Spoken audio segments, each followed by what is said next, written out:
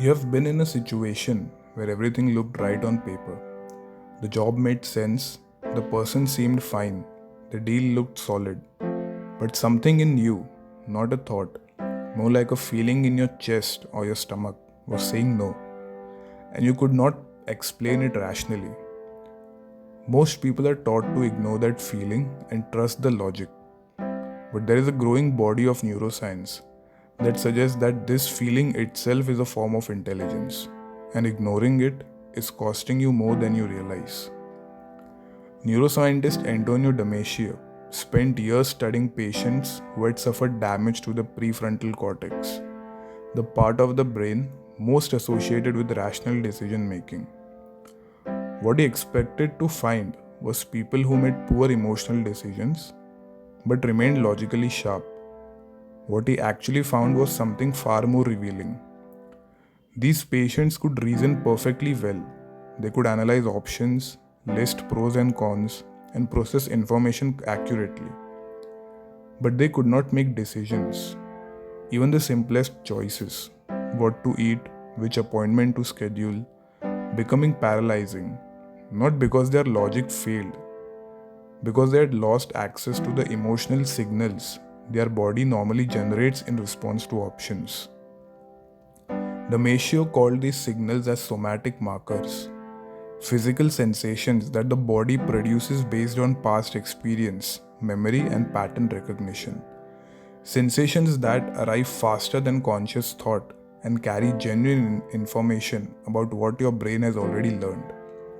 The gut feeling, he argued, is not the absence of intelligence, but a different kind of intelligence in itself.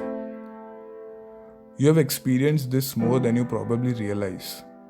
Meeting someone and feeling an immediate sense of ease or unease before they have said anything significant. Walking into a situation and feeling that something is off without being able to name what.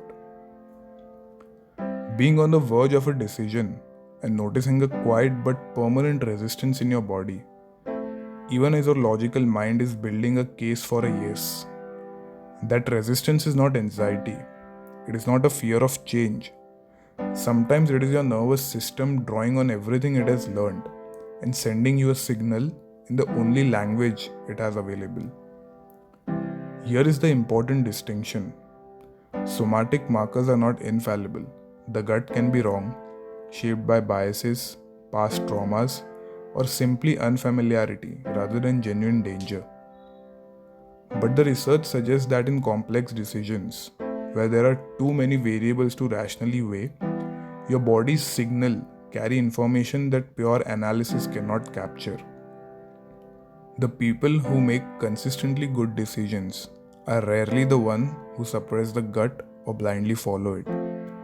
They are the ones who treat it as one source of information and learn to distinguish between a feeling grounded in experience and a fear response triggered by uncertainty.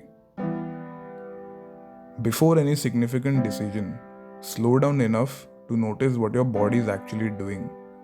Is there a tightness somewhere, a sense of ease, a resistance you keep explaining away? Do not immediately act on it, but do not dismiss it either. Write it down, give it space alongside the logical analysis. Start tracking your gut feelings and their outcomes over time.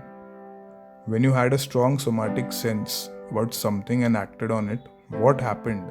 When you overrode it, what happened? Most people have never done this deliberately, but the pattern, when you look at it honestly, often tells you something important about how well your instincts are calibrated. When you start treating your body as a source of information rather than a source of noise, your decision making improves in a quiet but significant way.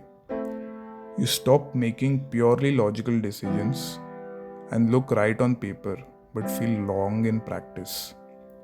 You stop dismissing signals that were trying to protect you, and you develop a more sophisticated relationship with your own intelligence, one that includes not just what you think, but what your entire nervous system has learned from every experience you have ever had.